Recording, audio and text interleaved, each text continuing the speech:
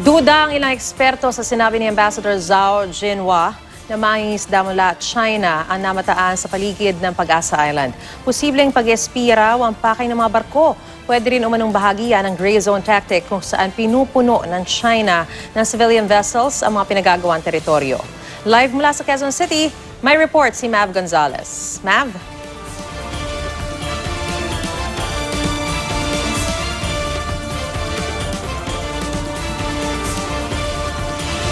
Maris, hindi kumbinsido yung ilang political analysts na itong mga fishing vessels nga ng China na matatagpuan sa West Philippine Sea ay fishing vessels lamang. Sa tingin nila ay strategy ito ng China para magkaroon ng leverage dun sa pinag-aagawang teritoryo sa West Philippine Sea. Patuloy raw ang monitoring ng AFP sa Chinese vessels at sa kanilang aktibidad ng daang-daang bangka sa paligid ng Pag-asa Island sa West Philippine Sea. Ang Department of National Defense nakipag-ugnayan na raw sa Department of Foreign Affairs para sa tamang aksyon.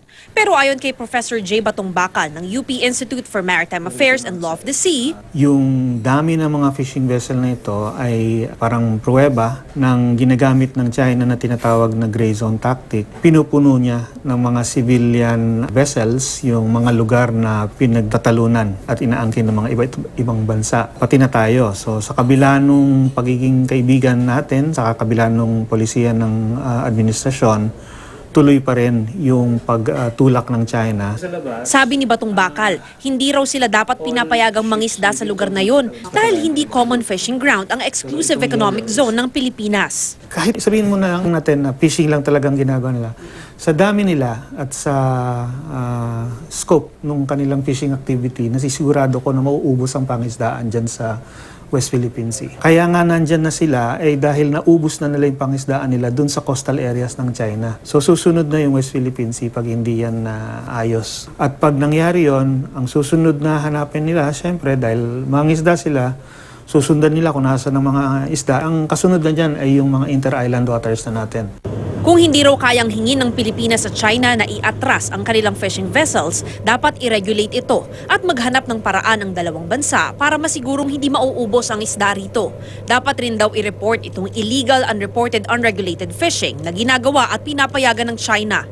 Hindi naman kumbinsido si GMA resident political analyst Richard Heydarian na fishing vessels ang nakaistasyon sa Kalayaan Group of Islands dahil hindi raw gumagalaw ang mga ito. Maaaring ginagamit daw ng China ang mga barkong ito para sa surveillance at espionage sa West Philippine Sea. Maaapektuhan daw ang upgrade at maintenance work natin sa Pag-asa Island dahil mahihirapan magpasok ng supplies at equipment sa rami ng nakaharang na fishing vessel. Baka maubusan pa raw ng supplies ang mga Pilipinong sundalo at sibilyan na nakatira sa Pag-asa Island. Ng China, sinisqueeze out niya yung mga ibang bansa na may presence dyan sa West Philippine Sea at Kalayaan Group of Islands sa pagitan ng potentially imposition ng isang air defense identification zone, yung swarming strategy na ginagawa nila. In fact, all China has to do is to just cut off yung supply lines at hindi na natin mapapakain yung ating mga tauhan dyan sa Pag-asa at they will be forced to leave.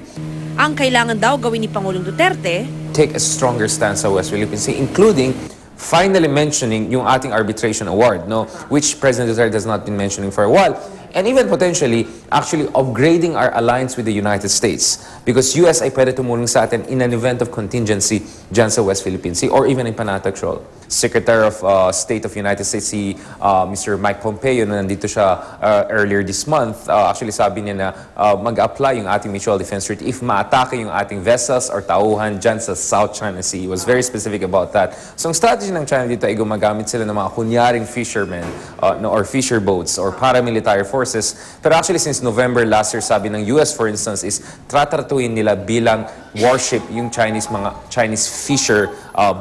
fishing boats dahil itong mga fishing boats na yan ay hindi totoong fishing boats.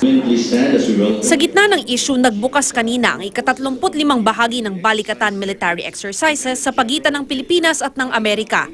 Sentro ng pagsasanay ang Territorial Defense at Maritime Domain Awareness para tugunan ang anumang banta sa seguridad. Pero giit ni US Exercise Co-Director na si Brigadier General Christopher Phillips na walang ibang bansang target ang Balikatan Exercises. Well, each year we change Balikatan a little bit, like the General said, to introduce new capabilities and training. Balikatan is not aimed at any other nation in the region. Susukatin ng balikatan exercises ang matagal nang isinusulong na interoperability ng US at Pilipinas sa pagtugon sa sakuna at seguridad. Kasama sa balikatan exercises ngayong taon ang ilang Special Forces contingent ng Australia Defence Forces at observers mula sa 7 kaalyadong bansa, kabilang na ang Japan, New Zealand, UK at Canada. 8,000 ang kabuoang dami ng mga sundalong kalahok sa exercises, 3,500 na kano at 50 na Australians.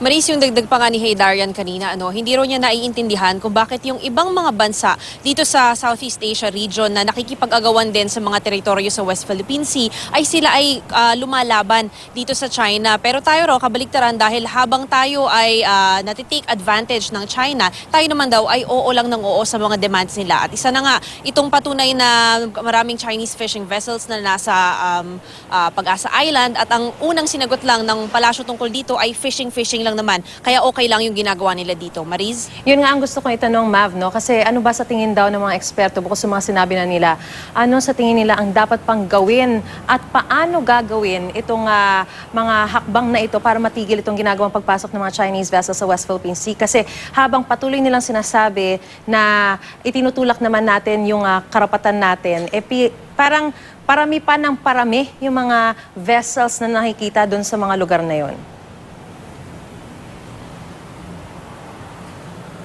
Maris, first step na talaga yung diplomatic protest na inihain nga ng Pilipinas kanina. Gayunpaman, ang gusto kasi ng mga political analysts na nakausap natin ay i-raise ito doon sa head of state to head of state na conversation. Kasi maaaring meron tayong inihain na protest pero baka matagal pa yan bago ma-thresh out. Samantala, si Pangulong Duterte ay malamang bumisita na naman nga ng China sa lalong madaling panahon kung saan pwede niyang makausap si Chinese President Xi Jinping. At dito, kapag president to president yung usapan, baka mas maging malinaw daw.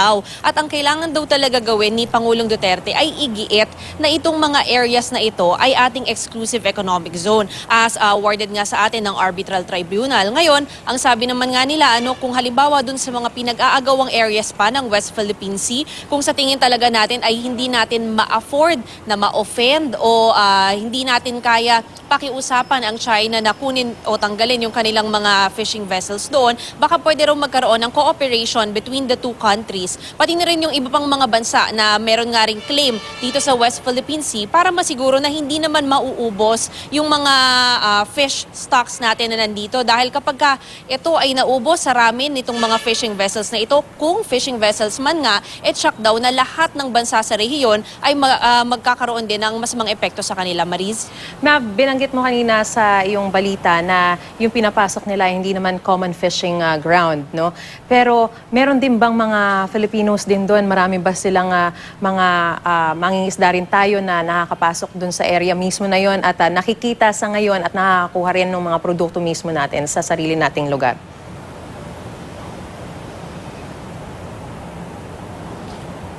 Maris, itong exclusive economic zone na bahagi ng Kalayaan Group of Islands, meron kasing mga tao na nakatira doon, may mga Pilipino, particularly doon sa Pag-asa Island, merong isang barangay doon na nakatira, kaya meron din talaga tayong mga local fisher folk na nandoon. Ngayon, ang sabi nga ng militar, wala naman daw ay nilalapit pa sa kanila na reklamo yung mga taga roon, yung mga locals na meron silang harassment na naranasan o pinipigilan sila ng mangisda at lumapit dito sa areas, but just the same, kung iisipin kasi natin, wala naman tayong ganong karaming malalaking commercial fishing vessels, kung mga fishing vessels nga lang itong mga ito. At kapag kinumpara mo ito dun sa maliliit nating mga bangkero, mga mangingisda, talagang luging-lugi tayo. Lalo na nga, pumasok na yung maraming mga Chinese fishing vessels dito sa area na nasa loob na talaga ng exclusive economic zone natin. Dapat wala silang karapatan na makakuha ng mga resources natin dito, pero just the same, earlier this year, nakita na natin dun sa mga satellite images na